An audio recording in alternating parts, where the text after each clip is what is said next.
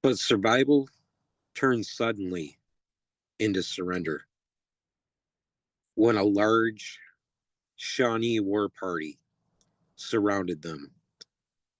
Boone realized very quickly that resistance meant death. He told his men to lay down their arms, to live another day. Sometimes life can feel pretty disorienting, as if we find ourselves turned around in the woods. But never fear, because we are never truly lost. And with the help of the wilderness, along with footsteps from the past and the present, we will unlock the tools that will help us to rewrite our journey here on the Project Mindfully Outdoors podcast.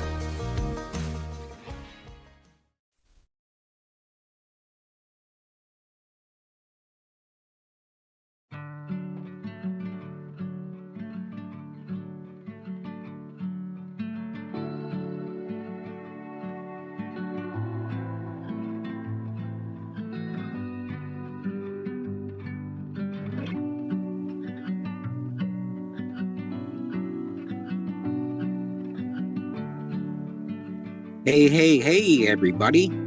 Welcome back in for part 3 of our walk with Daniel Boone here on the Project Mindfully Outdoors podcast.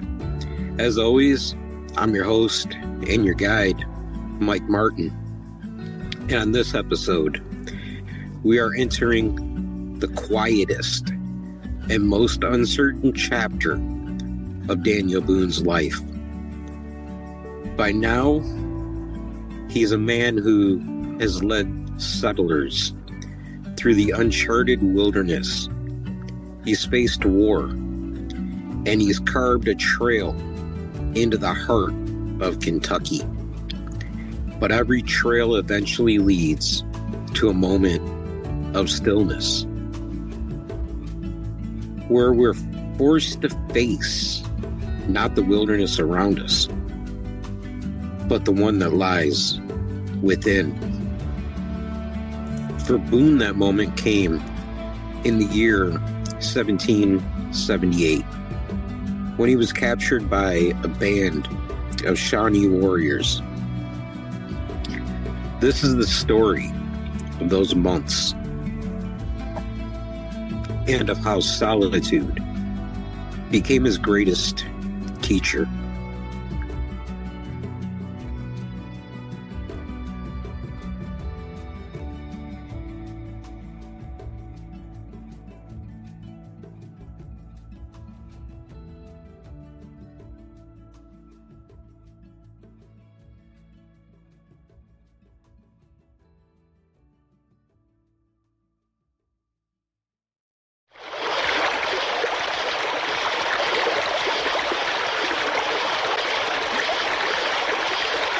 It was February, the dead of winter. Boone had taken a small group of men from Boonesboro to the salt springs near the Licking River. They were gathering salt to preserve meat for the settlement, a task of survival of the day. But that's when survival turned suddenly to surrender, when the large party of Shawnee warriors, led by Chief Blackfish, surrounded them and overtook them. Boone realized very quickly that resistance meant death. He told his men to lay down their arms, to live another day. That decision was born out of awareness rather than ego, and it saved their lives. Boone understood something that many leaders throughout history and even today lack the ability to understand. Strength isn't just about fighting. Sometimes it's about presence, patience, and most importantly, choosing when not to act.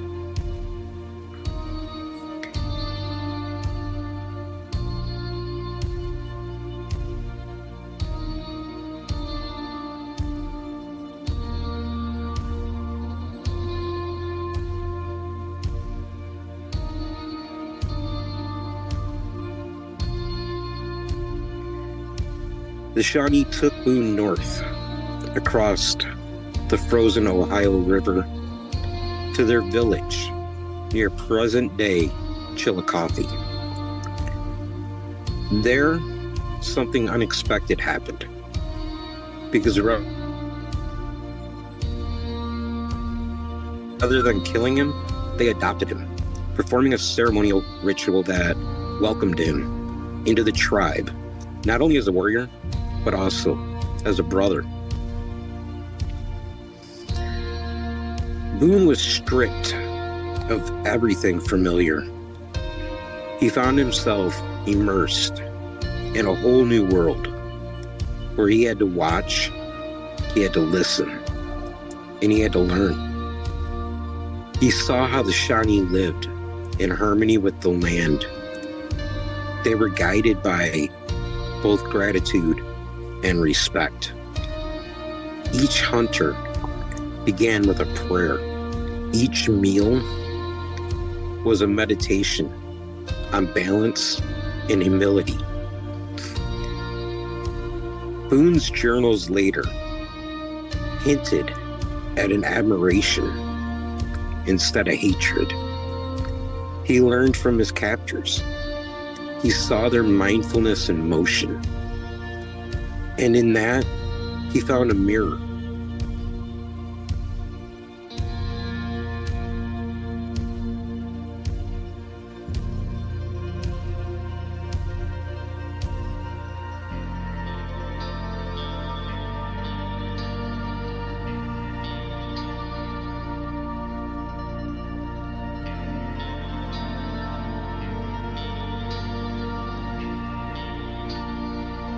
You know, it's easy to imagine how Boone felt during those months. As he'd walk through the snow, his breath was always visible. The air, cold, sharp in his lungs. He had no rifle. He had no map. There was no control. Yet, within the obvious power, he found a feeling of presence, the same awareness that we seek when we step into our own wilderness, within our own struggles, those moments that we face the uncertainty, the grief, and the changes of life. Truth is that mindfulness isn't about comfort. It's about noticing every detail, every feeling, every lesson, even when they hurt.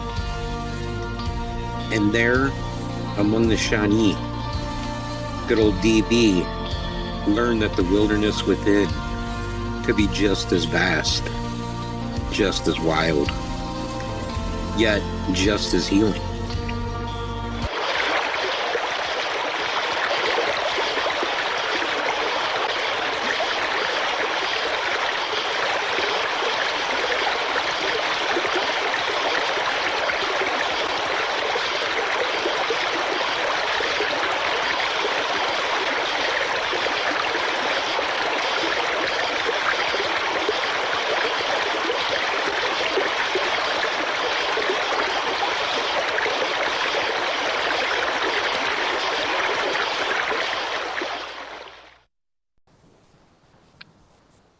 Before we continue, a quick word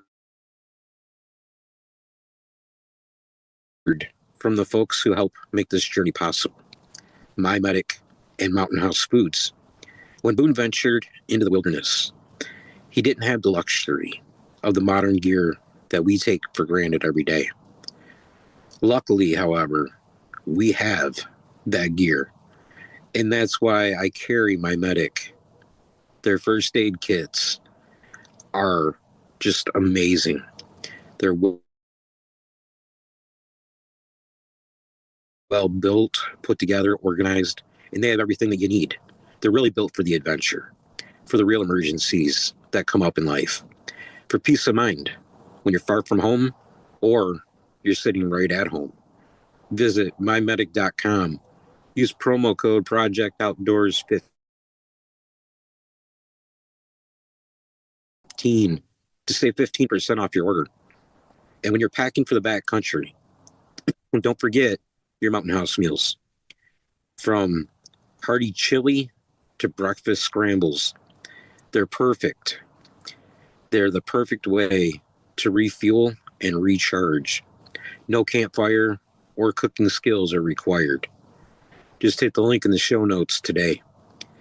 Now let's return to the story of Daniel Boone and the moment that he faced one of the hardest decisions of his lifetime.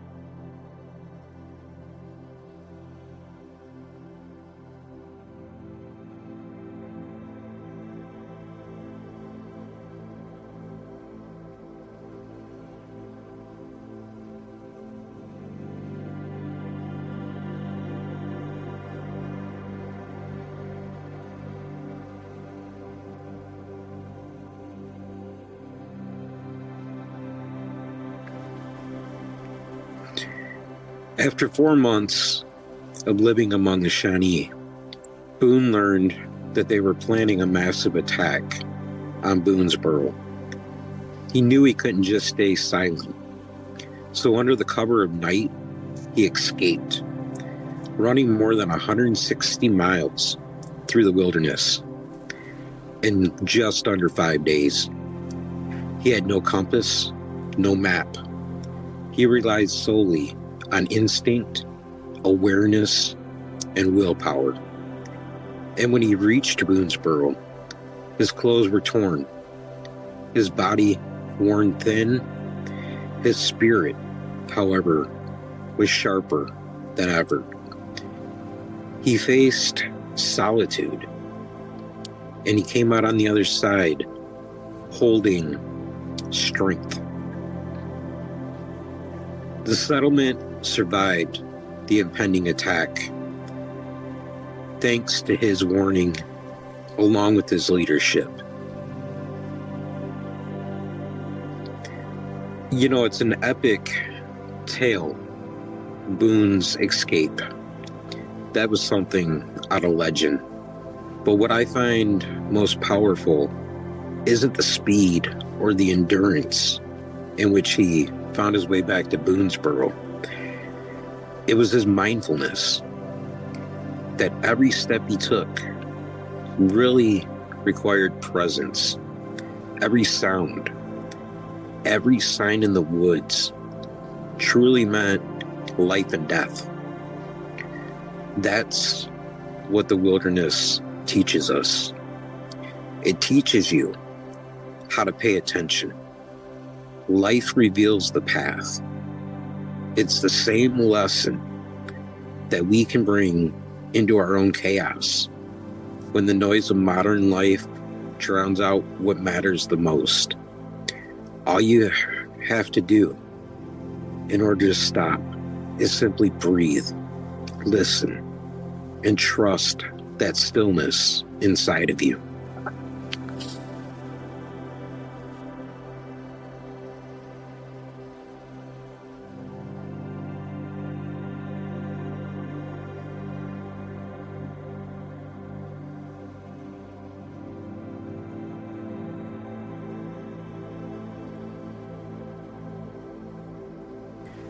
It takes time to realize the truth within that statement, because solitude isn't a punishment.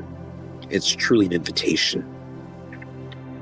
Wherever you are right now, just take a second to pause and allow yourself a deep breath through your nose and slowly release that breath. Can you picture yourself in Boone's weeks, miles away from anyone, deep in winter woods, no phone, no noise, just your breath and the rhythm of your own heartbeat.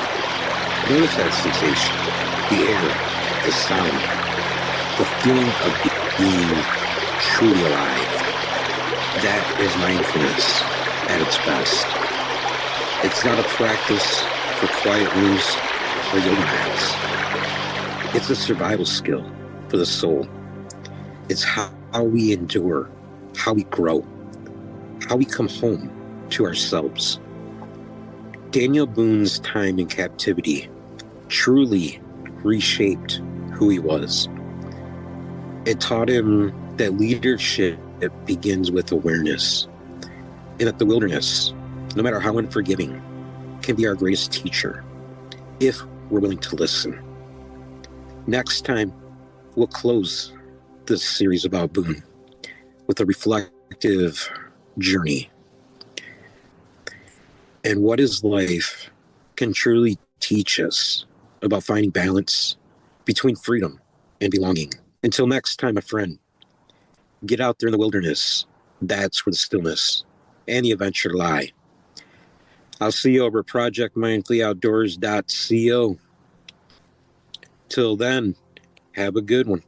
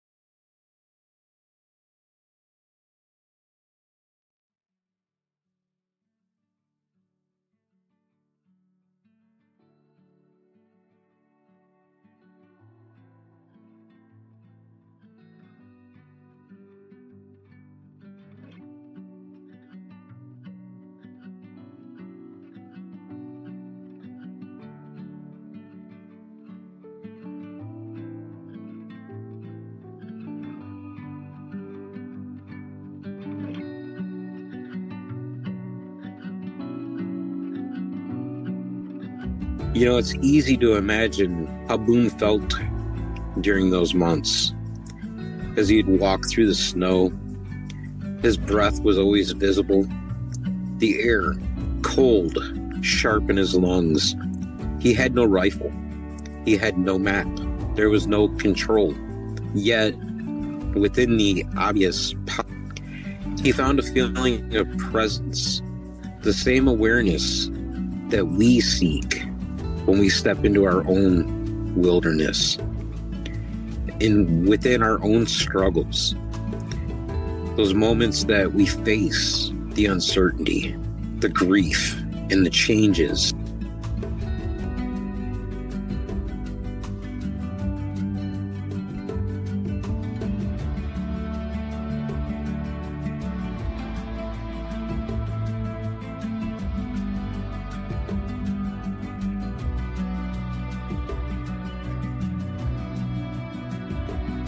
Thank you for listening to the Project Mindfully Outdoors podcast. Please remember to subscribe to the show and visit www.projectmindfulloutdoors.co for more.